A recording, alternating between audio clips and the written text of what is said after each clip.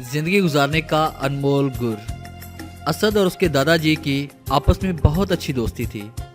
ये तब का जिक्र है जब असद सिर्फ 7 साल का था और दादाजी को बहुत अजीज था। दादाजी अक्सर उसे छोटी छोटी बातों में जिंदगी के बड़े बड़े सबक दे दिया करते थे जो बहुत बाद में उसकी समझ में आए। इसी तरह एक दिन उन्होंने असद को जिंदगी का वो शानदार सबक दिया जो सबसे ज़्यादा कीमती और अनमोल था। असद और उसके दादाजी अक्सर शाम को सैर पर जाया करते थे। एक दिन दादाजी उसे एक बहुत पुरस्कून और खूबसूरत झील के किनारे ले गए। चारों तरफ हरे भरे दरख्त, झील के किनारे पर छोटी छोटी घास उगी हुई थी। हर सू थोड़े थोड़े फासले पर लोगों के बैठने के लिए बेंच नस्ब थे। वो दोनों भी एक खाली बेंच पर बैठ गए और अचानक दादाजी ने असद से कहा, बेटा एक कैंकर पानी में फेंको। असद ने करीब पड़ा एक पत्थर उठाकर उस झील में फेंका तो वो बोले, असद पानी में बनने वाली इन लहरों को गौर से देखो। असद थोड़ा हैरान था कि अब दादाजी उसे क्या बताने की कोशिश कर रहे हैं, लेकिन वो जानता था कि यकीनन इस सब में भी उसके लिए कोई अच्छा सबक आमोज पहलू होगा। उसके असरात दूसरों की जिंदगी के दायरों पर भी पड़ते हैं। तुम्हारी पैदा की गई लहरें तुम्हारे आसपास वालों की जिंदगी पर असरअंदाज होती हैं। याद रखो, तुम अपने दायरे में कुछ भी करने के जिम्मेदार हो और उन पर भी असरअंदाज होती हैं।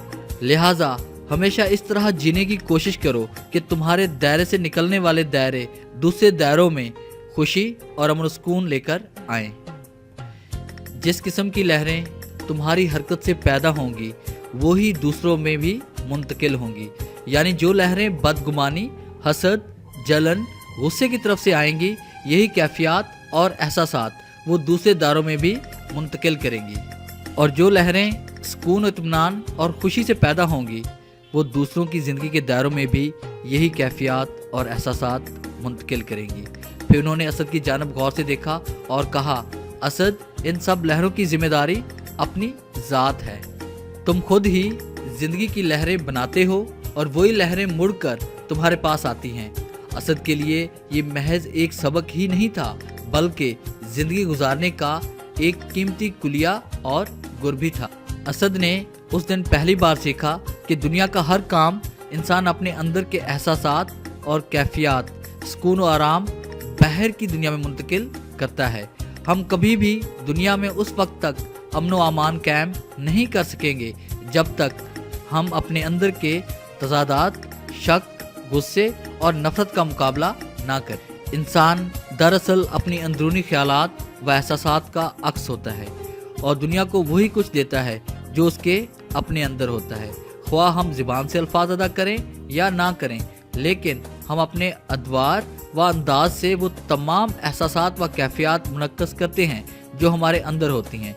ज़िंदगी की झील में भी हमारा किरदार यही होता है और उसकी लहरें हम सारी दुनिया में फेंकते रहते हैं, जिससे दूसरों की ज़िंदगी के दायरों में या तो खुशी पैदा होती है और जो दूसरे दायरों को भी हसीन बनाती हैं, या फिर नफरत और गुस्सा मुंतकिल करते हैं जिससे दूसरों की ज़िंदगी के दायरों में भी बेसुकूनी फैल जाती। अब ये आपके अपने इख्तियार में है कि आप ज़िंदगी को क्या देते हैं। यकीनन आप दुनिया को वही देंगे जो आपकी ज़ात में होगा। लिहाजा अगर आप किसी को ठीक करना चाहते हैं तो उस इस्लाह का आगाज़ अपनी ज़ात से करें। सबसे पहले अपनी ज़ात में तब्दीली लाएं। जो आप दूसरों में देखना चाहते हैं, अपनी ज़िंदगी में सुकून और इत्मीनान और खुशी पैदा करें। बाकी दुनिया खुद ब खुद आपके साथ हो जाएगी। ये दरअसल आपका अपना इंतखाब है जो आपकी ज़िंदगी के साथ साथ औरों की ज़िंदगी भी पुरसुकून बनाता है। यही ज़िंदगी गुजारने का अनमोल गुर है।